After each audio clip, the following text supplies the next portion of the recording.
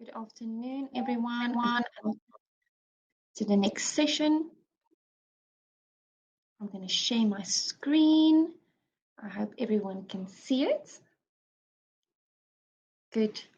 Thank you so much for joining us again, and thank you to everyone who has been with us throughout Breakaway 1.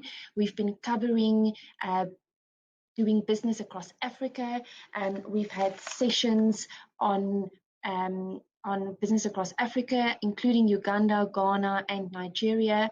In this last session, we're going to do a short bit around South Africa and what are the skills shortages in South Africa, and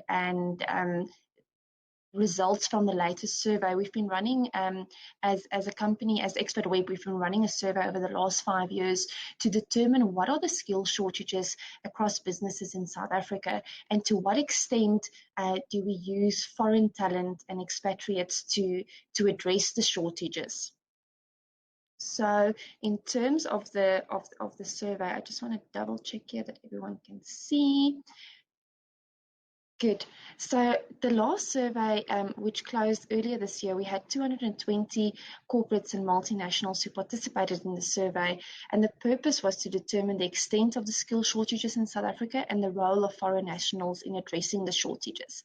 So some of the interesting results that came out of it was that 77% of organizations confirmed that they struggle to recruit critically skilled individuals.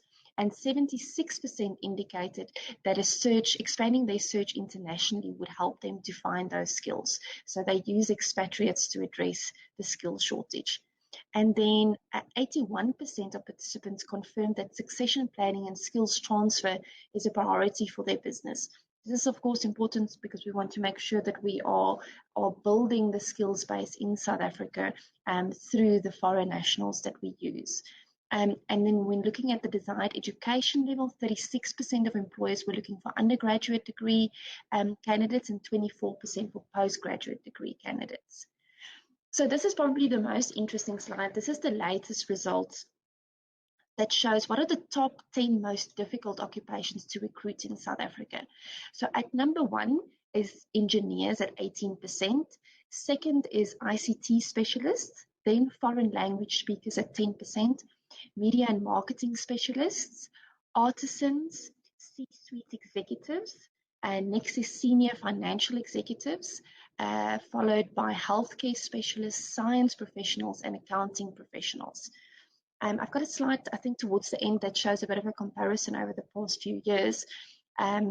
But then if we look at, so if we unpack each of those, or the top ones just a little bit. So if we look at engineers, we can see that it's across chemical, mechanical, and mining engineers, as well as industrial, nuclear, automation, and maintenance engineers.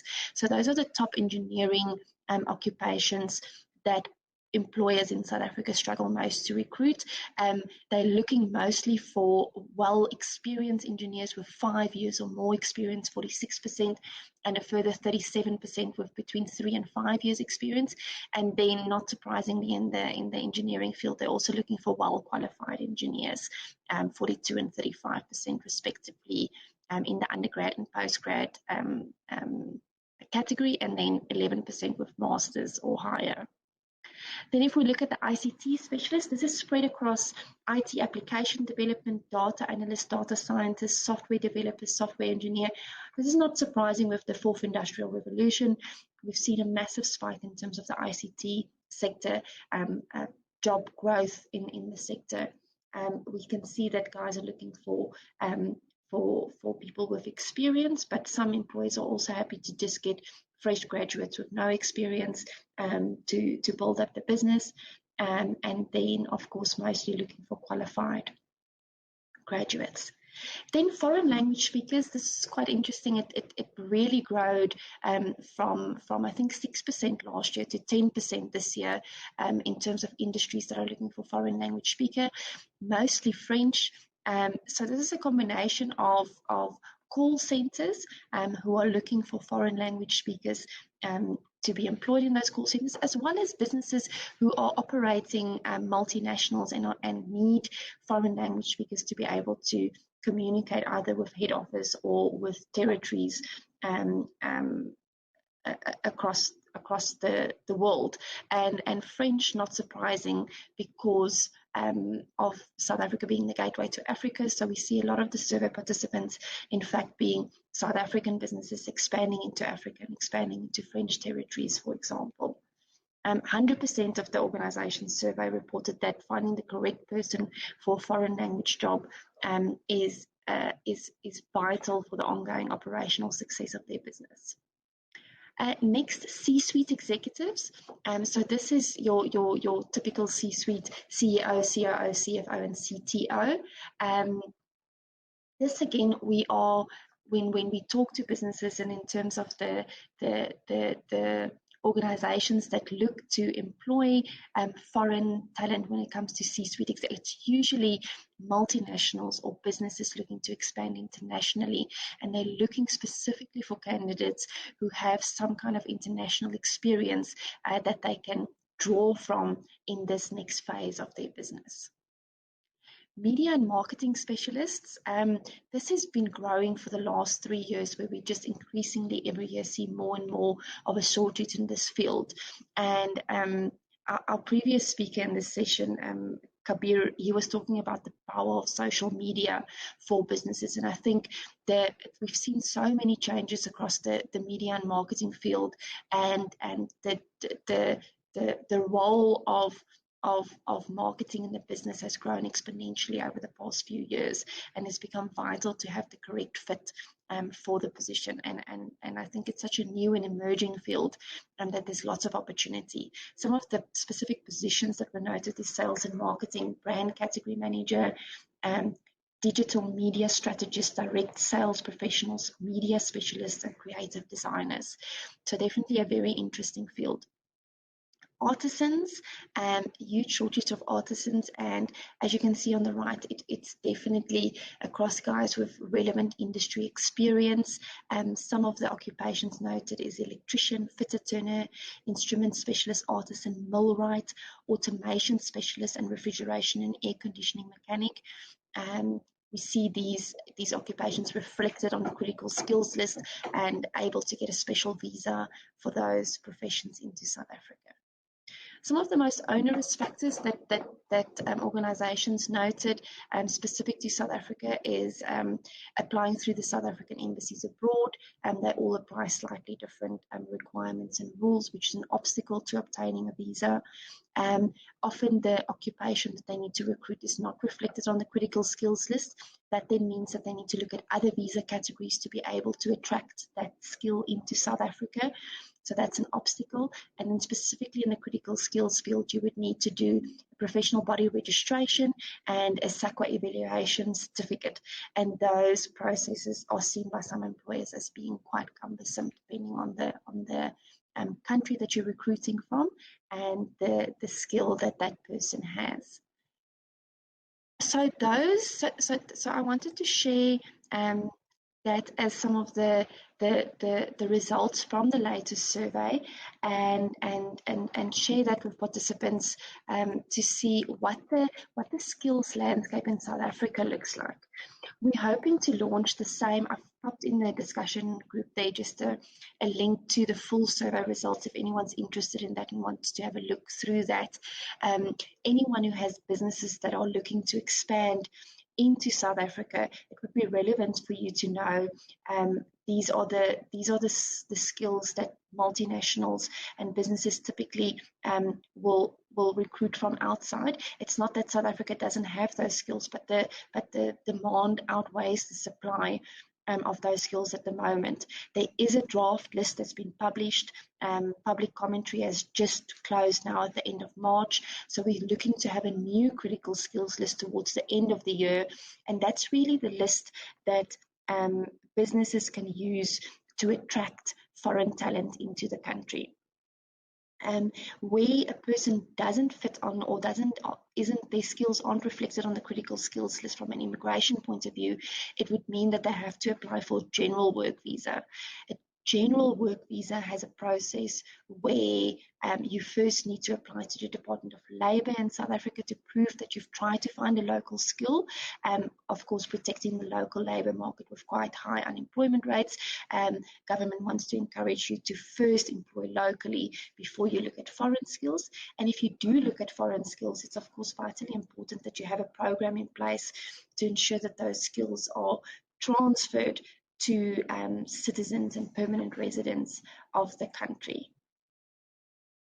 I want to invite if anyone has any questions around the South African immigration or other frameworks in South Africa, ease of doing business in South Africa, please pop it into the discussion session there. I'd love to answer some of your questions. Yes, we've had some great feedback from this breakaway session. We had Charles, who gave us a bit of an overview on how to do business in Uganda. We had Dr. Dankuwesi, who spoke about doing business in Ghana. He gave some great tips on where do you go for each of the different sectors, what do you need to register with, what is the regulatory framework like, and the compliance. Lastly, we had Kabir. He gave some really practical tips on how to do business in Nigeria, and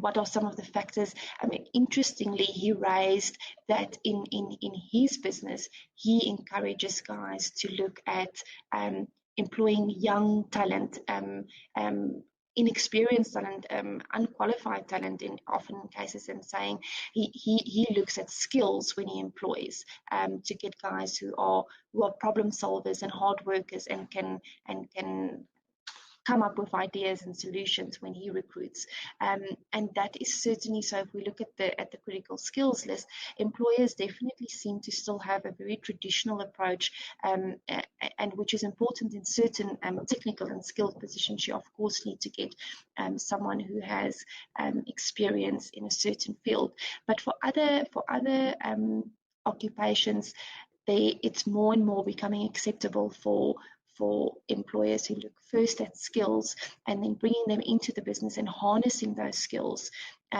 making use of more experienced talent to transfer and teach younger talent and to bring them up in the business to understand the business as a whole.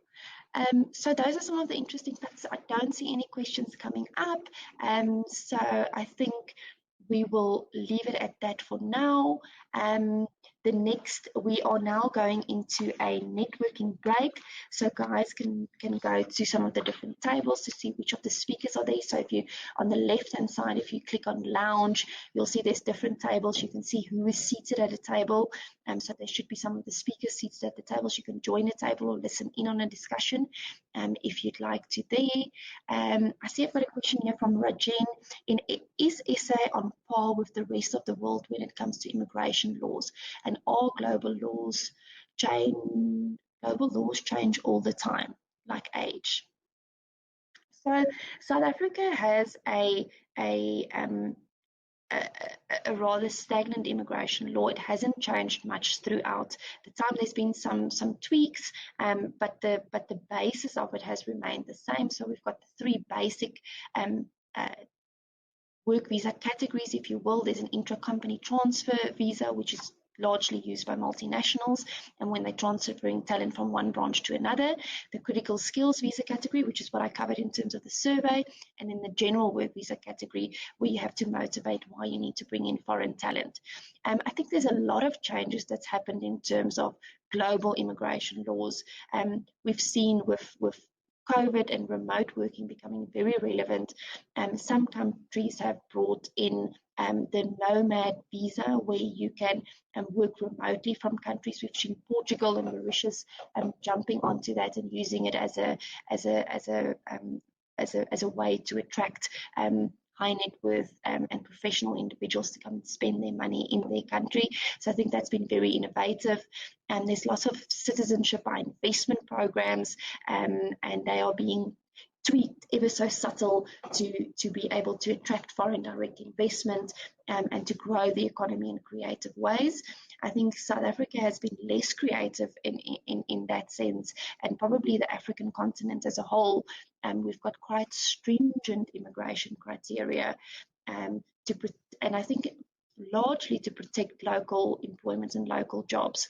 But there is certainly a move. I mean, we've heard a couple of times today the mention of an Africa passport, where there's more freedom of movement, more freedom of trade across the African continent, and that definitely expands to immigration and human talent, and being able to work across the continent and share in the skills and the knowledge that we've got.